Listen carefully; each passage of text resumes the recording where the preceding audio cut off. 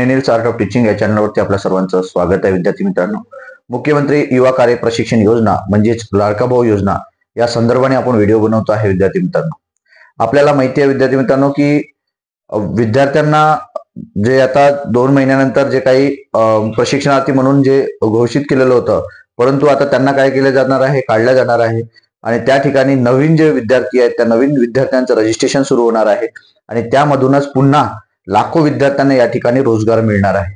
या शब्दाकडे लक्ष असू द्या विद्यार्थी मित्रांनो. आणि आपला जे थंबनेल आहे त्या थंबनेल मध्ये मी तसंच लिहिलेलं आहे की लाखो विद्यार्थ्यांना मिळणार हंगामी रोजगार.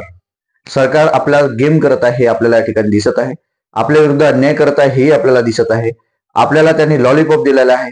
काही जे आमदार आहेत त्यांनी आमदारांनी स्वतः अधिवेशनामध्ये म्हटलेलं आहे. सोबतच तीनही उपमुख्यमंत्री, 2 उपमुख्यमंत्री आणि मुख्यमंत्री, तेव्हाचे मुख्यमंत्री आणि आताचे सध्याचे मुख्यमंत्री यांनी सर्वांनी म्हटलेलं होतं की हे दिलेला जो शब्द असणार आहे कोणता, तर 50% विद्यार्थ्यांना त्याच ठिकाणी आम्ही पदस्थापना देणार आहोत. मग त्यांना गरज असेल तर, त्यांना काम आवडलं असेल तर, असे जे आहेत हे धारेवर धरणारे जे शब्द आहेत किंवा वायपट जे शब्द आहेत, ह्या शब्द वापरून त्या ठिकाणी विद्यार्थ्यांचा आपल्या ठिकाणी गेम केलेला आहे. विद्यार्थी मित्रांनो, मग हंगामी विद्यार्थ्यांना पुन्हा रोजगार मिळणार आहे. पण रोजगार मिळणार आहे, रोजगार देणार आहोत हे कसं, हे वाऱ्यावर आहे. म्हणजे 6 महिन्यानंतर तुम्ही काय करणार आहे हे जे जुने विद्यार्थी आहेत यांनाही माहित नाही, ज्यांनी 4 महिने काम केलेलं आहे, आणि जे नवीन विद्यार्थी येणार आहेत त्यांनाही माहित नाही की आम्ही 6 महिन्यानंतर काय करणार आहोत. नंतर यांनी बोललेले होते की आम्ही सर्टिफिकेट देणार आहोत. प्रशिक्षण झाल्यानंतर प्रशिक्षणार्थींना आम्ही सर्टिफिकेट देणार आहोत आणि सर्टिफिकेट दिल्यानंतर त्या ठिकाणी त्या सर्टिफिकेटच्या भरोशावर जिथं जागा निघेल तिथं या विद्यार्थ्यांना मात्र आम्ही जॉईन करून घेणार आहोत. आता हे करणार की नाही करणार हे कितपत खरं आहे हे आपल्याला माहित नाही. कारण बोललेले शब्द हे पाळतीलच असं नाही. कारण हे आपल्याला यांनी निवडणुकीच्या आधी ही 2 महिन्याआधी ही जी योजना सुरू करून म्हणजे लाडकी बहीण आणि लाडका भाऊ ही योजना सुरू करून गाजर दाखवून लोकांना भूलथापा देऊन यांनी स्वतः एक सरकार यांची निवडून आलेली आहे आणि लोकही त्या याला भूलथापा पडलेले होते आणि विद्यार्थी सुद्धा भूलथापा पडले आणि त्यावरूनच आपल्यावर अन्याय होताना आपल्याला दिसत आहे. आपण लढा उभारणार आहोत. आपण 16 तारखेला आझाद मैदानावर मुंबईला जाणार आहोत.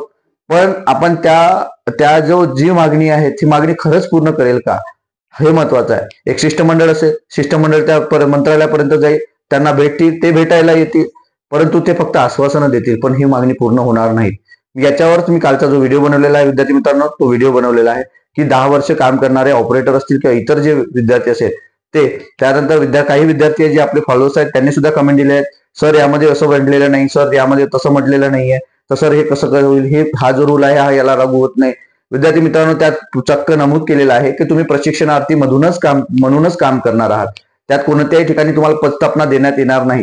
काम आवडल्यानंतर असेल, तुम्हाला तिथं रिक्त जागा नसेल, ही वेगळी गोष्ट आहे. परंतु प्रत्येकाला या ठिकाणी प्रत्येकासाठी असं चक्क नमूद केलेलं नाहीये की ज्या ठिकाणी तुम्ही काम करणार आहात तिथंच आम्ही सर्वांना पदस्थापना देणार आहोत, अशा शब्द त्या ठिकाणी उल्लेख नाही आहे. मग इतर ज्या बाबी आहेत त्या सर्व आपल्या विद्यार्थ्यांनी लक्षात घेणं गरजेचं आहे आणि त्यानुसारच याच्यावर कारवाई करायची आहे. याच्यावर आपल्याला तोडगा काढावा लागणार आहे. पण सरकार काही तोडगा काढायला तयार नाही. कारण 288 आमदारापैकी फक्त 5 न 6 आमदार बोलत असतात. हे विचार करा तुम्ही. 288 आमदार, कारण इथं बसलेला किंवा इथं ऐकणारा जो काही व्हिडिओ असेल तुम्ही सर्वजण, हे सर्व महाराष्ट्रातील सर्व विद्यार्थी असतील, हे लक्षात घ्यायला पाहिजे. 288 पैकी 6 आमदार बोलत आहे म्हणजे तुमच्या बाजूने किती आहे हे लक्षात घ्यायचं.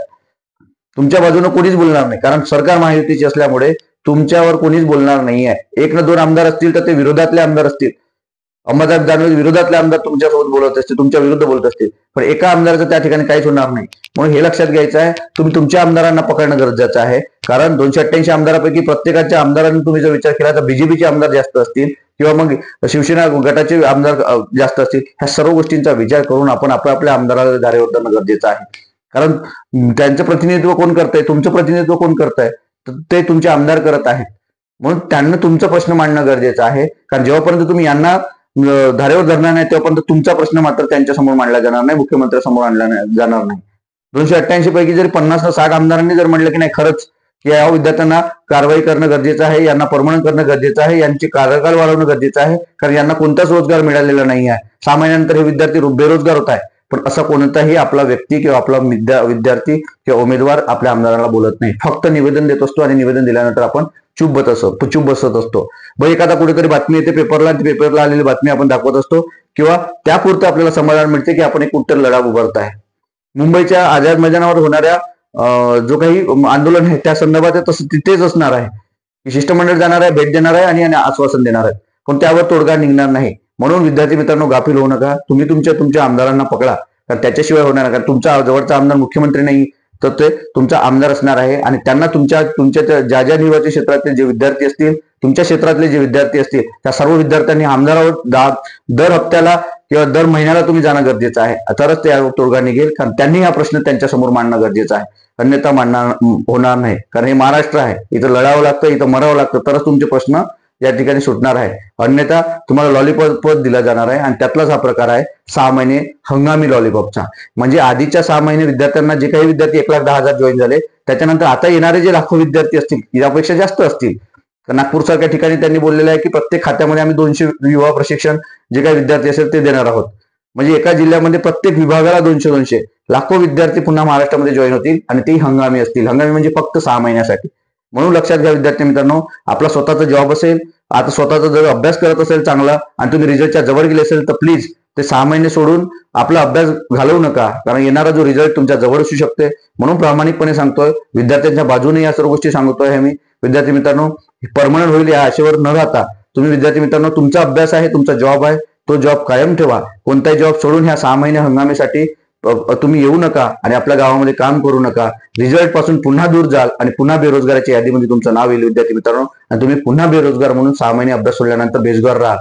याकरिता हा व्हिडिओ बनला होता. तुम्हाला आव्हान म्हणून सांगतो आहे, तुम्हाला एक तोडगा म्हणून सांगतोय विद्यार्थी मित्रांनो. आणि विद्यार्थी म्हणून हे काम तुम्हाला करणं गरजेचं आहे. कारण आपल्याला आपल्या अभ्यासाकडे, आपल्या जॉबकडे लक्ष देणं गरजेचं आहे. या 6 महिने म्हणजे जीवन नाही, हे सुद्धा लक्षात घ्यायचं आहे. सरकार तुम्हाला हंगामी रोजगार म्हणजे रोज देऊन किंवा हंगामी काम देऊन तुम्हाला यात पुन्हा बेरोजगार बनवण्याचे ह्या सरकारचा या उद्देश आहे, असं या ठिकाणी आपल्याला दिसून येते. ह्या व्हिडिओबद्दल तुम्हाला काय वाटलं हे मात्र कमेंट बॉक्समध्ये कळवा. आणि आपलं दोन्ही मत सांगा, चुकीचं आहे की बरोबर आहे, हे दोन्ही मत व्यक्त करा. आणि अजून जे काही अपडेट असतील, पुन्हा जे काही अपडेट असेल, ते अपडेट करता माझ्या चॅनलला मात्र सबस्क्राईब करा. धन्यवाद.